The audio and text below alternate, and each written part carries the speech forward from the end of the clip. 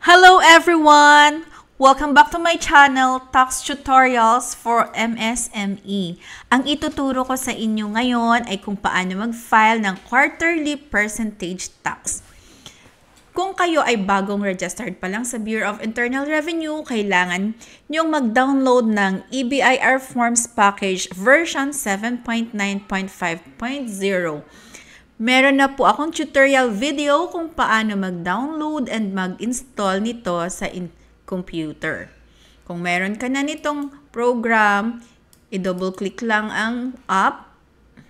Kunin ang iyong BIR Form 2303 or Certificate of Registration sa BIR. I-enter ang tax identification number. Select RDO 044.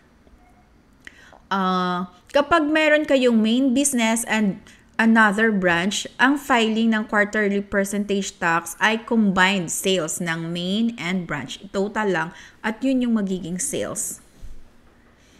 Line of business.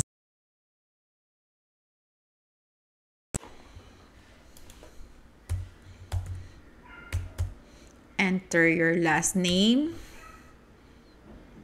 first name, middle name. Enter your registered address.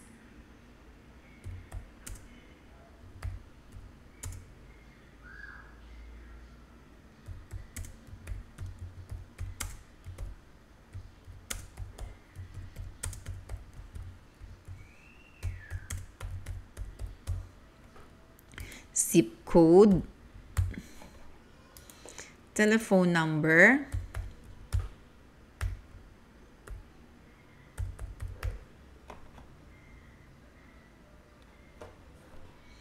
email address.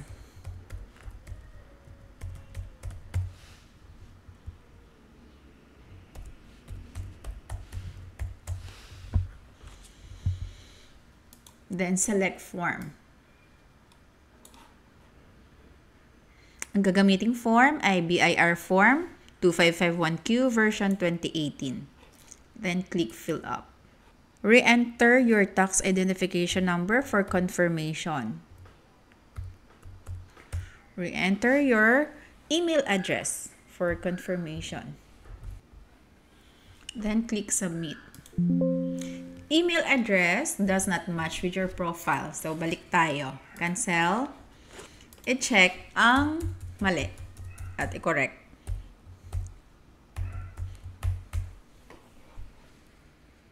Click Fill Up. Background information save. Ito na yung form 2551Q quarterly percentage tax return. Then, click calendar for the year 2025. Ngayon ay second quarter. Ang mga sakop na buwan ng second quarter ay April, May, June. Okay? Pero before kayo mag-file nito, kailangan nakapili na po kayo kung anong tax scheme ang inyong gagamitin. Graduated income tax rate on taxable income or 8% income tax rate. Kung gusto nyong matuto kung alin ang bagay sa inyong income tax rate, pwede kayo mag-PM sa akin at ibibigay ko ang link ng video related dito.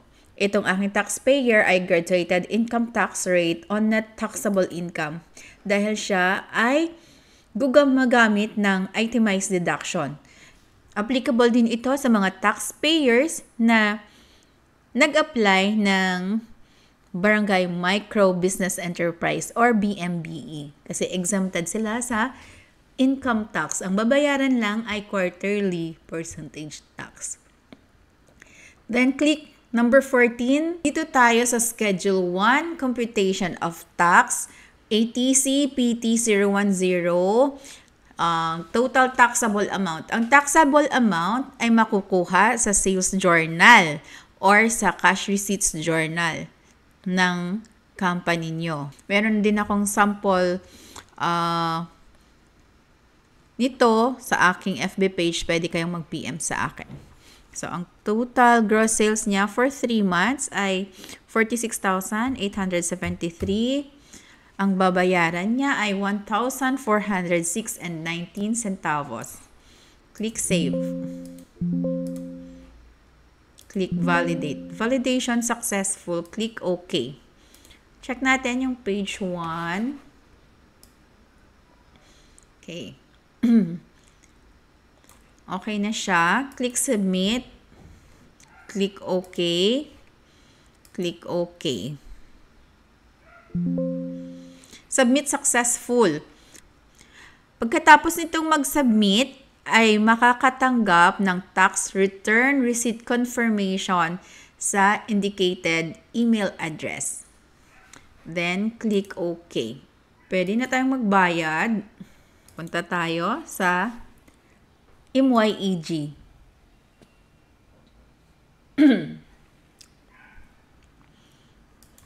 Mag-log in sa MYEG account. Kapag naka-log in na, i-click itong Government Services, BRR Online Tax Payment. Pay Taxes Online. Pay amount. So, check natin yung amount na babayaran. 1,406.19. Okay. 1,406.19. Enter tax identification number. Branch code 0000 only kasi main office lang ang nagfa-file ng quarterly percentage tax. RDO code 044. Series 2500. Form type 2551Q. Tax type PT. Return period. Ang return period natin ay ang last day ng quarter. So, June 30, 2025. Click Next. Enter your email address kung saan pwedeng mag-send ng payment receipt. Then, click Next. Review lang yung TIN.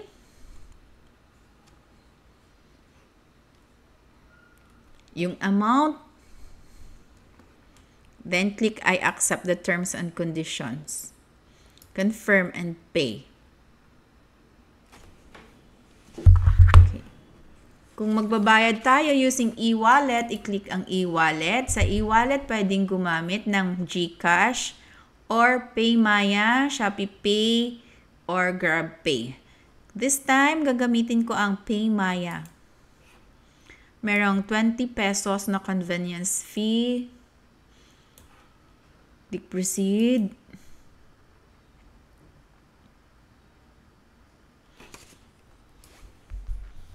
Open your PayMaya account. Then, click the scanner. Scan the QR code on screen. Okay, then click Pay the amount due of 1,426.19 centavos. Click Pay.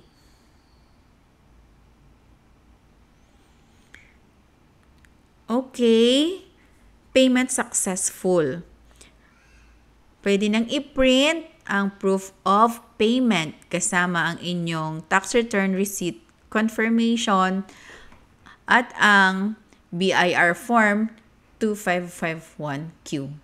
Hindi na kailangan pong pumunta sa BIR para mag-file or magbayad. Tapos na po ang ating transaction for this quarter. Nakapagbayad na tayo ng quarterly percentage tax. For BMBE taxpayers who are required to file BIR Form 1701Q, pwede po kayong mag-file ng 1701Q. Ang sinasuggest ko ay huwag na lang maglagay ng sales amount. Then, may mga taxpayers kasi na BMBE registered, hindi na required mag-file ng 1701Q katulad ko. So, no problem na. Sa mga taxpayers naman na gumagamit ng optional standard deduction for 1701Q, ituturo ko sa susunod kung paano mag-file ng quarterly percentage tax at ang corresponding 1701Q for this quarter. Sa mga bago pa lang sa aking channel, please don't forget to subscribe and please like my video, or pwede din po kayong mag-comment kung meron po kayong further clarification. Thank you so much. Bye.